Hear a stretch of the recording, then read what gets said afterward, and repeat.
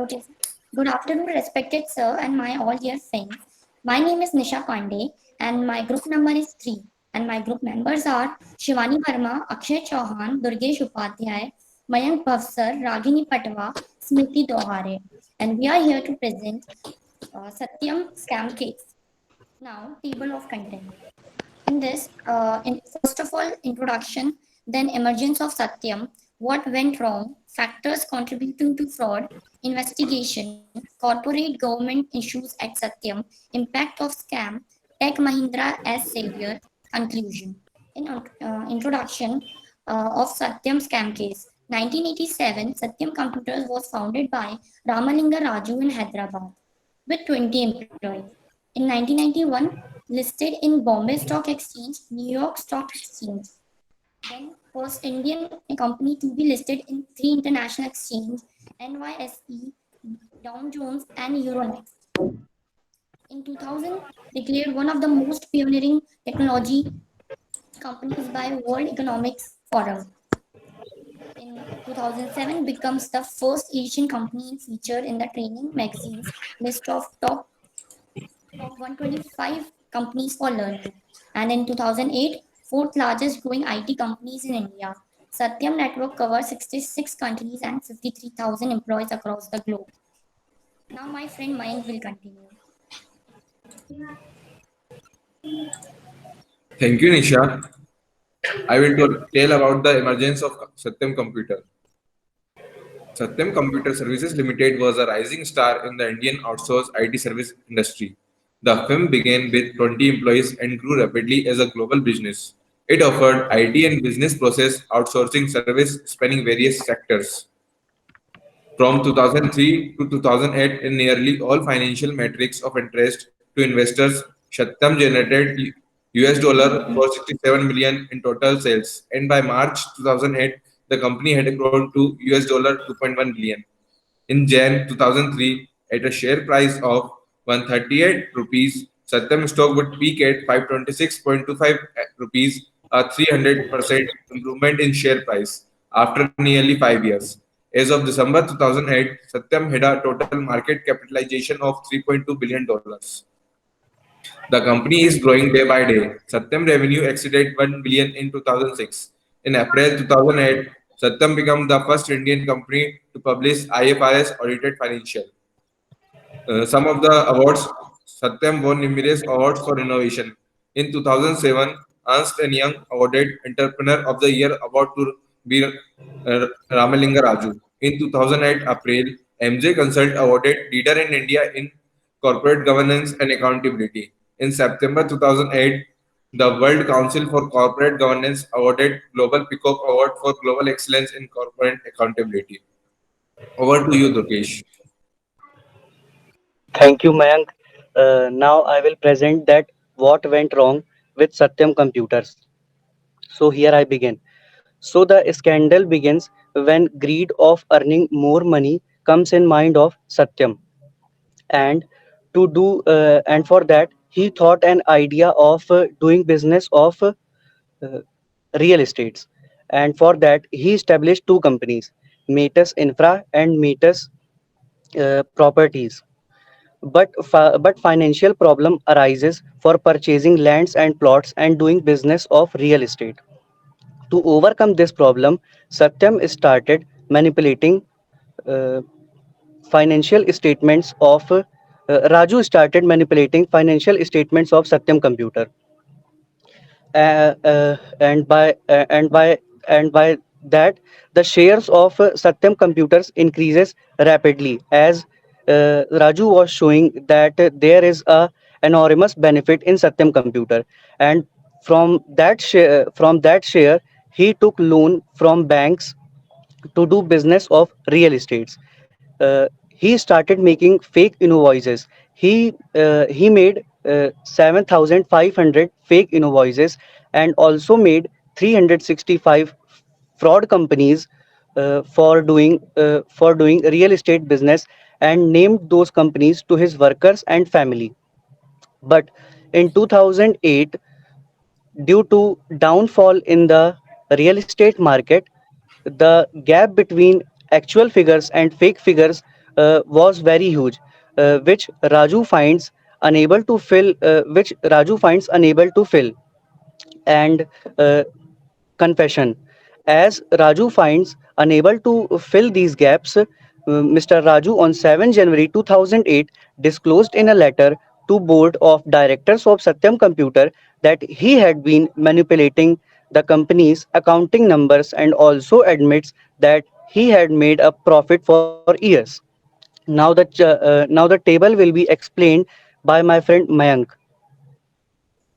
Thank you, Durgesh.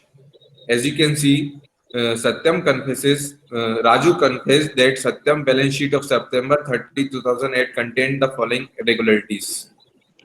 He faked figures to the extent of rupees 5,040 crore of non-existent cash and bank balance as against rupees 5,361 crore in the books. Accrued interest of rupees 376 crore that is non-existent. Understand liability of rupees 1,230 crore on account of funds raised by Raju and overstated debtors position of rupees 490 crore. He accepted that Satyam had reported revenue of rupees 2,700 crore and an operating margin of rupees 49 crore, while the actual revenue was rupees 2,112 crore and the margin was 61 crore. Over to you, Smriti.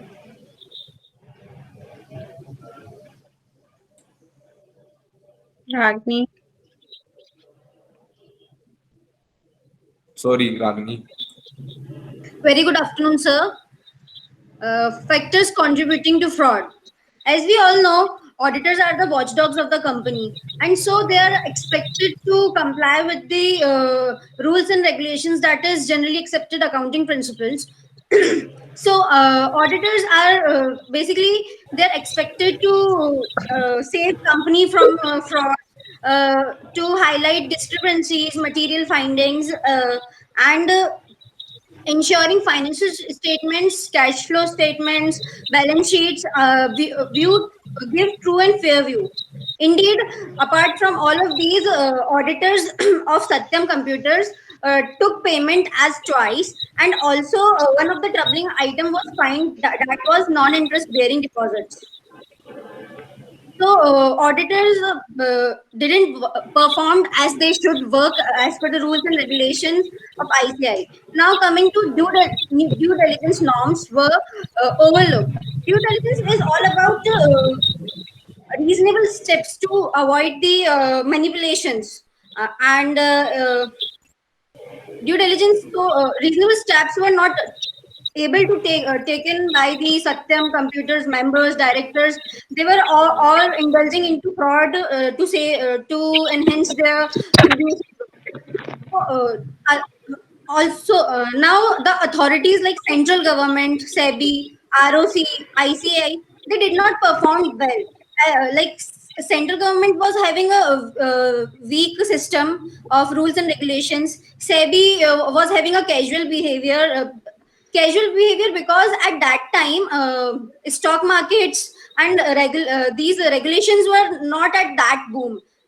Uh, it was also a casual behavior of SEBI. Now, registrar of companies, they missed a point of vigil mechanism where like a channeling of directors and members where they can report these issues, frauds, misstatements. But ROC was also not strong at that time. And the main thing, auditors totally failed to catch the discrepancies and material findings. So here ICI has a weaker role. Now, deceptive reporting practices, lack of transparency. As we know, books were cooked. Books were totally cooked, and the transparency, like the actual assets and liabilities, were not seen and valued. So there was a lack of transparency. Also, the greed of Mr. Ramaraju and the whistleblowers of the company, but they were totally ignoring the facts and figures and just indulging into the fraud. Now, next is Shivani. Please continue. Good afternoon, sir. I'm Shivani and I'm telling about the investigations. Smriti, please change the slide. Uh, Investigation continued by the CIDs and the state police, in which they found that the company has deliberately paid tax for fake accounts and non-existing accrued interest. First, corporate governance issues. They were unable to maintain good relationship between employees and the stakeholders of the company. They were find difficulties in retaining their clients, and as clients were moving to other IT firms for uh, for their issues. Corporate India investors, lack of investors, lack trust in the IT firms like Satyam's. Second, accounting standard failure of accounting standards. They falsified the balance sheets and created fake invoices in name of fake individuals. They Third, it is a case of insiders trading, as promoters indulge in insiders trading, offer the company share to raise that money and use that money in real estate and purchasing real estate properties. Third, unethical behavior of most senior executives. And ICI also ruled that auditors and CFOs were found guilty of professional misconduct. Sixth, uh, undefined auditor's role, as PwC audited the company for nearly 9 years and not did not find any fraud in that company. Next, the criminals or the people's accused for the Satyam scandal. First, Mr. Smriti, please change the slide. The main accused were mainly 10 people: Mr. Ramalinga Raju, the chairman and founder of the company; B. Rama Raju, managing director of Satyam Computers and brother of Mr. Raju; third, Suryanarayan Raju, another brother of Mr. Raju; fourth, Vadlamani Srinivas, the chief financial officer of Satyam; fifth, the Subramani Gopal Krishna, former PwC auditor; and T. Srinivasa, another, the V.S. Prabhakar Gupta, former internal chief auditor of the company Satyam; and three former employees of Satyam: D. Venkatpati Raju, G. Ramakrishna, and C.H. Sriselam. Now, the victims of the Satyam's case, they were employees who were facing non-payment and salary issues in Satyam and unable to uh, they were stranded morally, illegally, and financially. Second, clients express loss of trust and move to other firms and competing companies like TCS. Third, bankers who concerned about the recovery of non-financial and financial facilities which they give to Satyam. Third, shareholders the loss their investment in the companies, and global investors are lacking trust to Indian market about their social image in the market. Mr. Raju and his brother B. Rama Raju has imprisonment for 7 years and charged 5 crore fine. Thank you. Next will continued by Smriti. Okay, thank you, Shivani. Now, here I am going to explain about corporate governance issues at Satyam. Now, what is corporate governance? Corporate governance is about promoting accurate, corporate fairness, transparency, and accountability, and how corporation are detected, managed, and controlled, and held accountable to the shareholders. Corporate governance issues at Satyam. In this case, adjudicator Satyam's earnings grew. Mr. Raju admitted that the fraud which he committed amounted to nearly $276 million. In the process, Satyam grossly violated all the rules of corporate governance, as well as the Satyam scam had been the example of following poor CG practices. It had failed to show a good relationship between the shareholders and the employees. CG issues at Satyam arose because of the non-fulfillment of the obligation of the company towards the various stakeholders. So, corporate governance needs to be stronger. The Satyam Computer Services scandal brought to light the importance of ethics and its relevance to corporate culture as proper implementation of accounting standard and corporate accounting. Now, over to you, Ragni. Next slide, please.